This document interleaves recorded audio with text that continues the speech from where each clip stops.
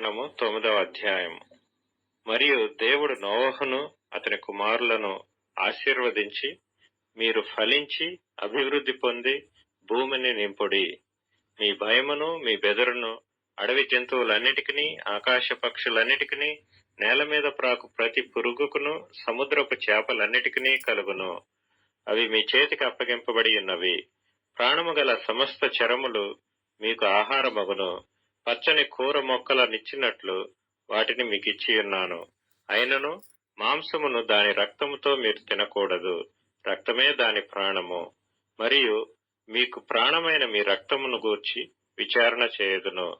దాని గూర్చి ప్రతి జంతువును, నరులను విచారణ చేయుదును. ప్రతి నరుని ప్రాణమును గూర్చి వాని సహోదరుని విచారణ చేయుదును. నరుని రక్తము చిందించు వాని రక్తము నరుని వలనే చిందింపబడును.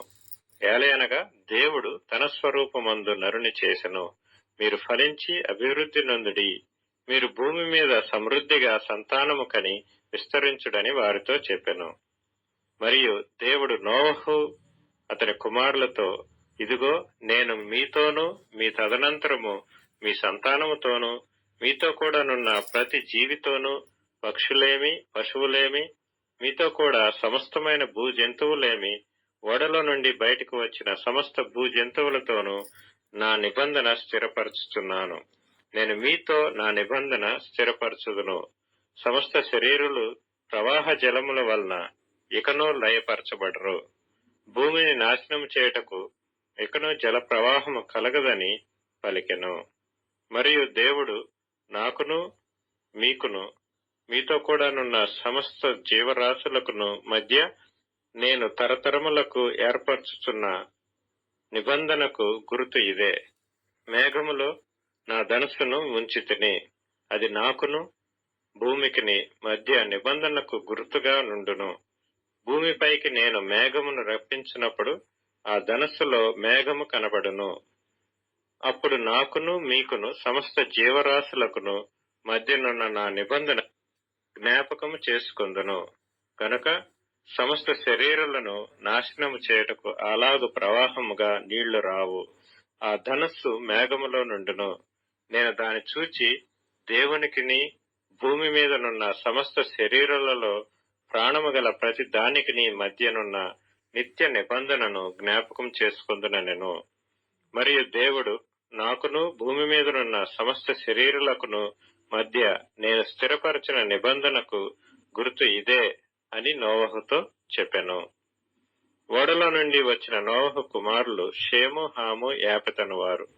హాము కనానుకు తండ్రి. ఈ ముగ్గురు నోవహు కుమారులు. వీరి సంతానము భూమి అందంతటా వ్యాపించెను. నోవహు వ్యవసాయము చేయనారంభించి ద్రాక్ష తోట వేసెను. పిమ్మట ద్రాక్షారసము త్రాగి మత్తుడై తన గుడారములో వస్త్రహీనుడుగా నుండెను. అప్పుడు కనానుకు తండ్రి అయిన హాము తన తండ్రి వస్త్రహీనుడై ఉండుట చూచి బయటనున్న తన ఇద్దరు సహోదరులకు ఆ సంగతి తెలిపెను. అప్పుడు షేమును, యాపెతును వస్త్రం ఒకటి తీసుకొని తమ ఇద్దరు భుజముల మీద వేసుకొని వెనుకకు నడిచి వెళ్లి తమ తండ్రి దిశములను కప్పిరి. వారి ముఖములు వెనుక తట్టు ఉండుట వలన తమ తండ్రి దిశములను చూడలేదు. అప్పుడు నోవహు మత్తు నుండి మేలుకొని తన చిన్న కుమారుడు చేసిన దాన్ని తెలుసుకొని కనాను శపింపబడిన వాడై తన సహోదరులకు దాసుడగును అనెను. మరియు షేము దేవుడైన యెహోవా స్తుతింపబడునుగాక. కనాను అతనికి దాసుడగును. దేవుడు యాపెతును విశాలపరచును. అతడు షేము గుడారములలో నివసించును.